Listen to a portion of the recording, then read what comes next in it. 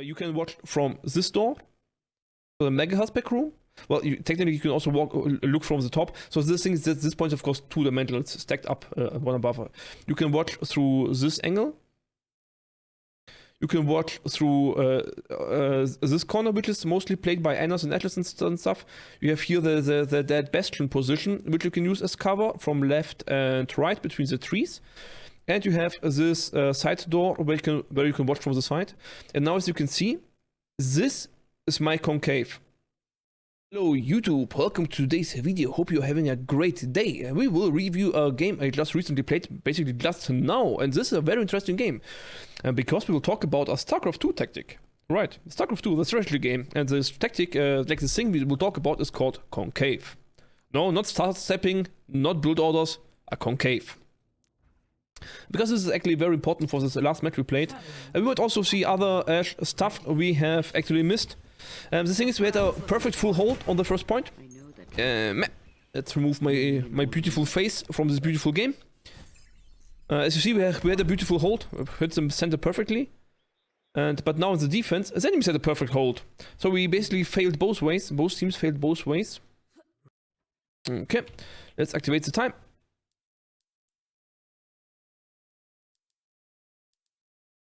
Yeah, like this. Okay, so what's going on here? So we are on attack on Eichenwalde, right?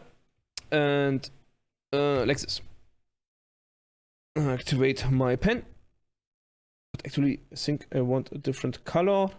Let's take blue. Okay. So as you all know, Eichenwalde has a choke here, where you can walk through, and a small door on this side where you can walk through. Now the thing is that your entire team is basically these two have to go funnel through these two spots in the entire map. This is where the only space your team has, right? Let's color them in a little bit. Tip, tip, tip, tip, tip. Now the interesting thing is that the enemies, I should have reversed colors, I'm sorry. Now the enemies are green. Now the enemies have actually more angles. So you can watch from this door, the mega back room. Well, technically you can also look from the top. So this thing is at this point, of course, two-dimensional. It's stacked up one above. You can watch through this angle. You can watch through this corner, which is mostly played by Annas and Atlas and stuff. You have here the dead bastion position, which you can use as cover from left and right between the trees. And you have this side door where you can watch from the side. And now, as you can see, this is my concave. It's like a satellite dish. So all rays that come inside are getting focused, and they are reflected back into the center, which would be here in this case. But of course, since these are actually human beings, you don't need to aim at the center. But the thing is that as soon as you appear at this spot, let's draw again red for where we appear. As soon as you appear at this spot, you have to notice like 20 angles at the same time. The enemies could be everywhere around you. And this is called a concave, and this is a very strong defensive position. And one of the big reasons why defenders have an easier time than attackers. Now, the thing is that you can actually take the same drawing. Let's actually take the drawing, we just fly over, and we just overlay it here. Yeah, you have to use the imagination a little bit. So the concave, if you look now only at the green lines, they would be around the castle like this. But of course, the entry box now is somewhere different. So let's remove this thing is here. So now we have a concave, but instead the entry, of course, is then basically here on the right side through this door, right? So you walk through here this door, and then you are on this spot. And then again, the enemies again have this green concave onto your team. And again, the thing is that usually, if you play DPS, what you want to do is basically like you would do in Counter-Strike. Like let's go for example, imagine you are here. You go around this corner, you click. Okay, it's an enemy down here. No. Isn't. Okay, then you can next corner. Is an enemy at this point? No enemy. Is an enemy at this door? Is an enemy at this tank? Is the enemy in the corner back? Is the enemy up there, behind there? You see the like you check each corner if there's an enemy, one after the other, right? You check corner after corner after corner after corner after corner, and then finally, basically, after you have cleared all these corners, like again, let's draw them again, like corner, corner, corner, corner, like all these corners, and you keep clearing corners. Oh, sorry, I failed to remove the lines. You keep clearing corners until you see an enemy, and now you're in a 1 versus 1 situation. That's perfect for your DPS, right? You slice the corner, like you take you take this thing. What? Sorry. You take this thing here as your rotation point, and now you rotate around this corner, so this line stays always in the same spot. Or rather, you basically take your crosshair. So your crosshair would be maybe here. I know it's a little bit awkward because I'm higher than a regular player. But then now you rotate around this corner in a way that your crosshair, let's go actually down, is actually always at head height of where enemies could be. And like this, you clear the corners that as soon as an enemy appears in the crosshair, you can instantly shoot without aiming, basically. This is slicing the corner. This is what you do as DPS. Until to the point where you actually, crosshair lines with the headshot of the enemy, your red line lines with the cover. Thus, you have perfect cover for this engagement. You have a perfect one-on-one. There are no more enemies on your screen that you need to see, because you can shoot only one enemy. You have no reason to see more than one enemy. You can't shoot only one of them. There's no reason for you to see more than one. It's always a disadvantage. Sometimes the disadvantage is not so big, right? Like if I peek the hawk from back here, like if hawk can see me, I do not care so much, because what is it gonna do, right?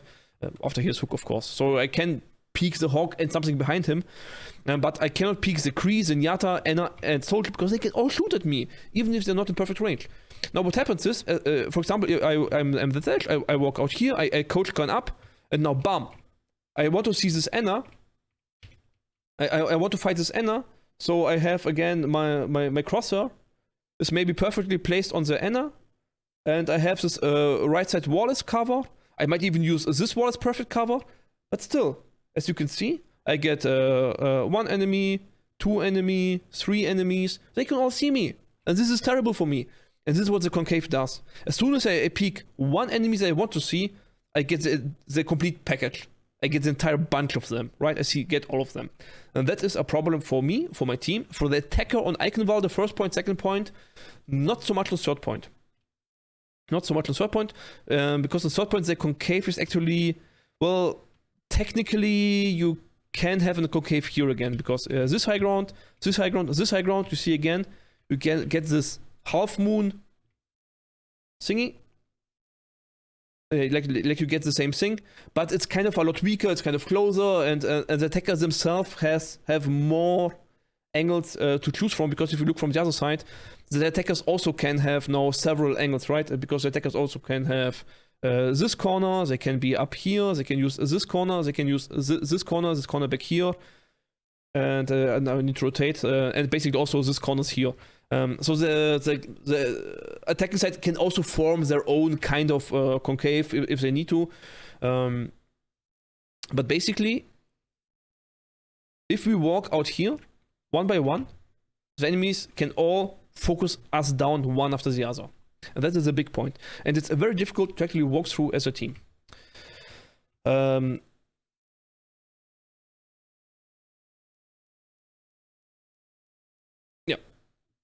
So, concave, basically. So, how are we going to break the concave? Well, one thing is that each DPS or long-range character takes an angle that he defends. For example, one guy takes this angle and shoots everything that's between the bastion and the tree, right? So one is set up right here, and he doesn't peek here, because then again he would see too many enemies. One is peeked here. Then the other DPS might be positioned here, so he covers this line of sight, right? Or maybe here, so you cover this line of sight. So just choose one line of sight that you can cover.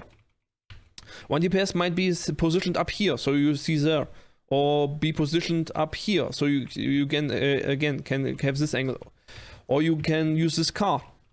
to isolate angles here, isolate angles here. And this is basically something you do in Valorant and Counter-Strike a lot more and a lot more systematic. In tactical FPS, you do this a lot more systematic than in a quick game like Overwatch or Quick Champions. You would usually not use such tactical positions because the duration, how long you hold an angle, when you give up an angle, when you re-engage an angle with abilities is a lot different. And also you don't have such a distinctive peeker's advantage and holding advantage and pre-aim and pre-fire advantage. They are not so distinctive in this. So even if I peek the soldier and I have the first shot, he can still execute me with his rockets, for example. But if I dodge the rockets, then I can do whatever I want to him. So it's more about abilities and who has better healers and supports and tanks in front of him. So such things matter a lot more, usually. But this is one way how you can break concave. The other way is to play dive. So, for example, we all just jump up here and we reset in this room. Enemies need to start to rotate. And then we can choose, okay, maybe this bunch rotates to the left and then the enemy is alone and then we all dive the Anna. And then we arrive in this Anna exact same spot. So all the enemies can see us, but all of our team has dived, so we also focused on them. But we have the Winston bubbles, they don't, and so we have the first target for free, and so we win with dive. It's also a way to break concave. So instead of going down center, where you walk straight into the concave, you attack the edges of the concave. Actually, let's just shortly let this evolve. Yeah. So now in such a situation, you would now see that the concave is looking like this. And now, of course, the enemies have here a strong point with a tank and the Kree for close range defense, and there's a support that supports this one as well. I know my lines are too fat. Don't shame them too much. But the big but is this guy is isolated. That is a free dive target, this one, right?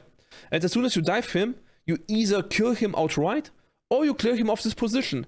And then once you clear him off the position, he goes back to his team, and now the concave is gone, because then you can basically clean up the point from the back to the front. Like, you just walk down this line and go one after one after one, and clear up the concave in this direction.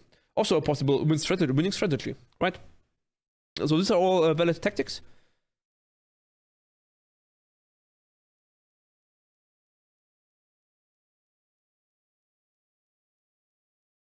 But what we do instead is, well, we decide here that we have now a DPS clearing this angle, and we have one DPS clearing this angle. Now the problem is that this DPS is isolated himself, which means that this guy could take advantage of this guy being solo. This guy can take advantage that this Ashe is not protected by her tank anymore. Because Hawk is honestly not doing much here, because Hawk was being a quite rather close range tank.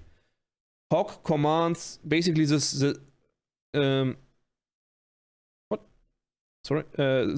space in front of here.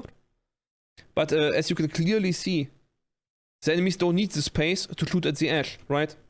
The enemies clearly shoot from here, from here, from here. They don't need to enter the green space, which is a safe space. They don't need to enter our defended space to shoot at this Ashe. So this Ashe is also kinda exposed in this angle, right? What happened here? So now we have established basically our win condition, what we want to do as Ashe. And this is basically hold angles until my team can walk somewhere, right? I just want to push them out of specific angles until we can walk somewhere. So here, I decide to contest the Hawk, but the thing is that no one is walking anywhere. And so Kree just instead walks into us and we die.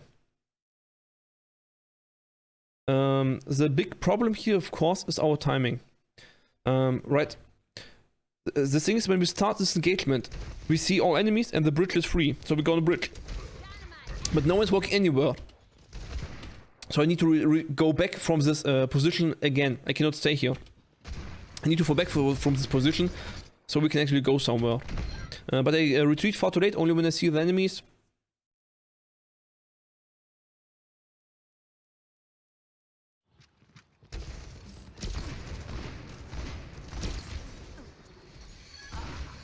Yeah, no, basically they engage, but it's far too late. The Ashe already died, the Mercy is spending resources, Kree's in our backline, like, this is far too late, Mr. Hawk.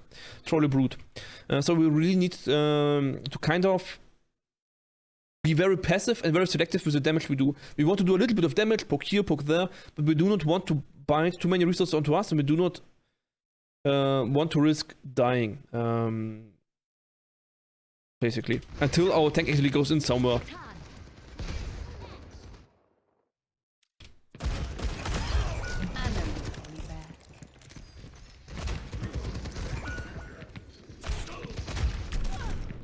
But at this point we established that basically our win condition will be the Bob, because you can also break a concave, or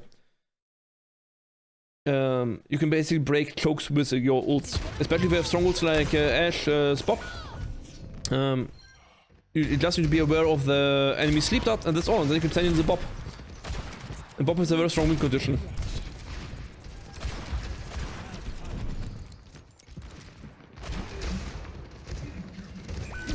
Now the thing is, again, the previous fight we were too slow, too fast, our team was not walking anywhere, but this time our Hawk walked instantly there, but actually I think he was hooked.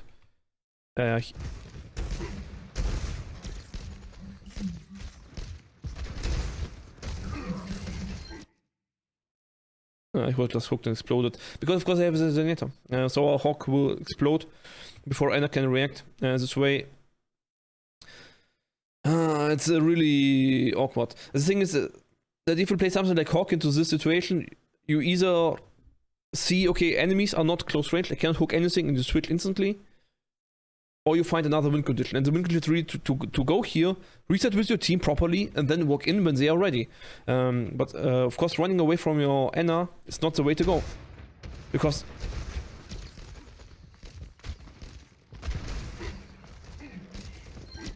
Hawk is engaging in a way where basically his supports can't support him anymore.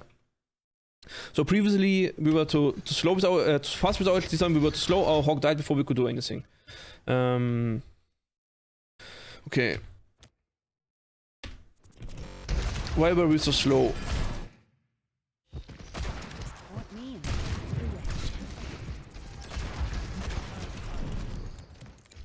Yeah, the thing is I hold the same angle as Hanzo here. This is not fully correct. Yeah, we just got exploded. Okay. Because we walked into the concave. It's just not a legit move. If you walk there into a concave, you will see the entire enemy team at once, and you saw it was shooting the soldier, but there was the Zen from the side, there was the Hawk, there was everything shooting back.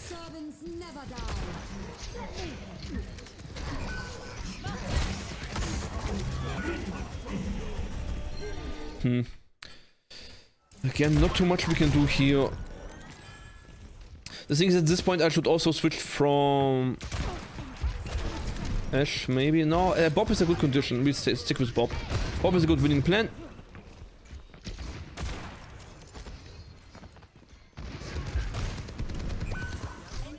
And again, we were too slow.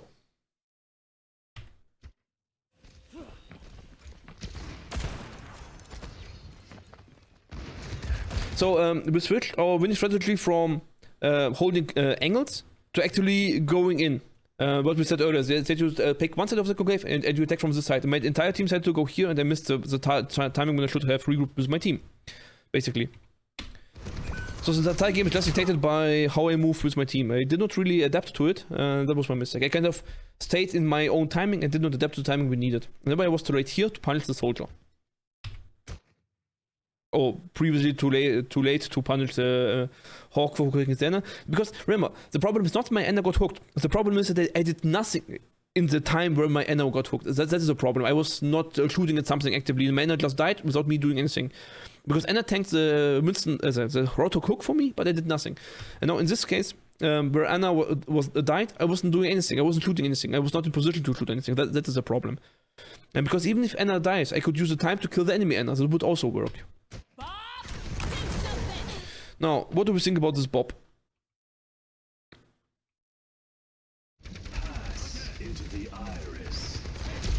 Now, that's the point. This is the first time we go on point, and now we all press Q, and now all Qs at the same time get countered by one single Zen, basically.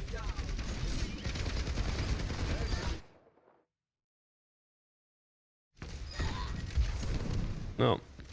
Okay.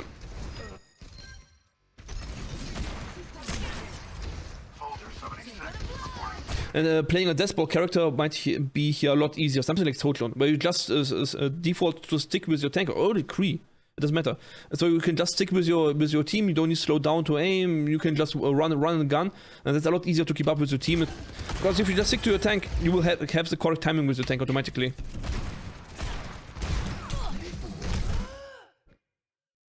Now this is somewhat okay because this time my team is actually moving in. I get really deleted by the enemy laser.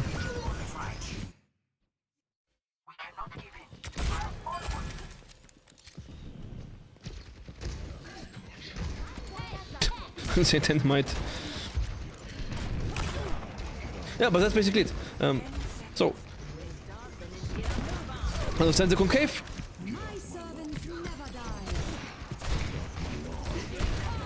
Just be more selective with the angles you take.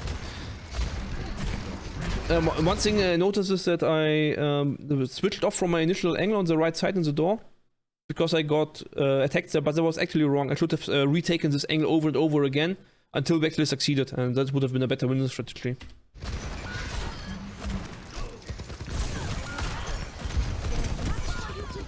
And that's it. Okay, thank you very much for watching. Hope you enjoyed the Self Vod review, and yeah, see you next time. Bye bye.